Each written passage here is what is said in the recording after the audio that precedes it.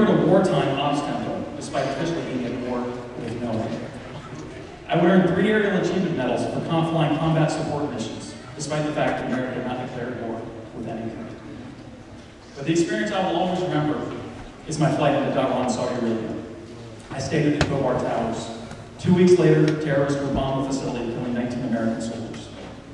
The reason given to us by intelligence officers was that the Saudi people resented our being there, propping up what they saw as an American puppet government dictatorship. Whether or not this is true, it made me wonder why we were defending a country when the people of that country didn't want us there. It was a chilling precursor to 9/11, as 15 of the 19 hijackers were from Saudi Arabia.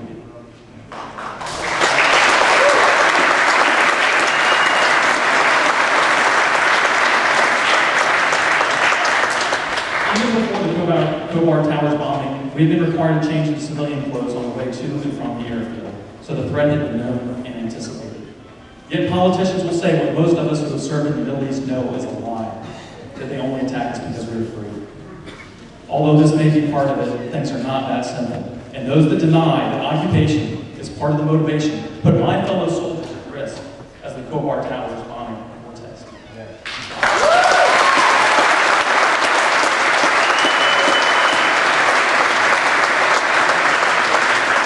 Clearly, America does not heed the advice of Payne, Jefferson, Washington, and Madison, men who risked all that they had for our freedom. We have spent over 16 years in an undeclared war with Iraq, spending over $1 trillion and thousands of lives. Yes, that's right, 16 years. Ever since 1991. People tend to forget the years between the Gulf Wars, but I don't, as that's when I was flying combat support operations. How many more lives are we willing to spend in Iraq? Will my friends currently over there come home alive? How long will we be there? We've spent over 50 years in Korea, having fought an undeclared war. In fact, President Truman didn't even bother to go to Congress, but instead got authorizations from the United Nations. This was a slap in the face for the brave soldiers who swore to uphold the Constitution, which requires Congress to declare war. This transgression, along with the undeclared Vietnam War, led to the passage of the War Powers Resolution, which actually seems to have made things worse. Clinton sent the military into conflicts dozens of times during his 2 terms, as I should know. And during Kosovo, he bombed Serbia for several months after the House had voted against authorizing the air war. Do you know that we are currently fighting in Colombia, South America? We have 700 bases in over 130 countries, with 250,000 military members stationed overseas before Iraq started. As Dr. Paul said in Iowa, our founding fathers would be ashamed of us.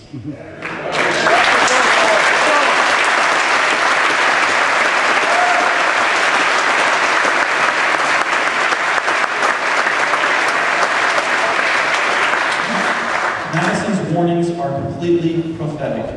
Of all the enemies of true liberty, war is perhaps the most to be dreaded, because it comprises and develops the germ of every other. War is the parent of armies. From these proceed debts and taxes, and armies and debts and taxes are the known instrument for bringing the many under the domination of a few.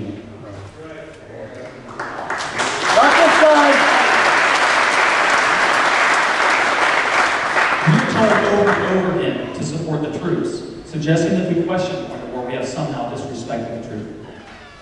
Well, I am the truth.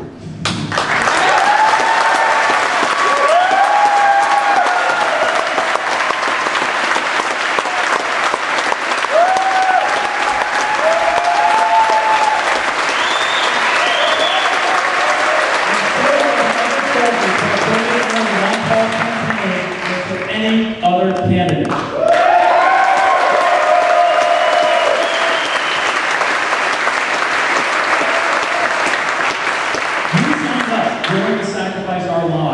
To maintain liberty, just as those soldiers at Valley Forge did to gain our liberty. The best support people can give the troops is to make sure that our politicians obey the rule of law and declare war.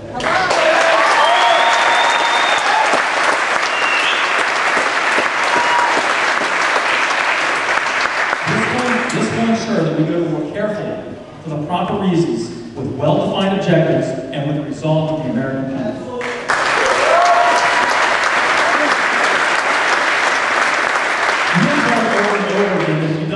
this foreign policy, you are weak on defense. But how to station 250,000 troops overseas while our borders are open provide a strong defense? How does stationing troops in 2 Middle Eastern countries provide a strong defense when it's well documented that occupation helps recruit terrorists and drive suicide terrorism, as I experienced in the bombing of the Khobar Towers?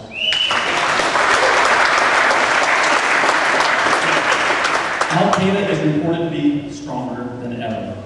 How does delegating the pursuit of terrorists to foreign governments like Pakistan, while attacking a country that did not attack us,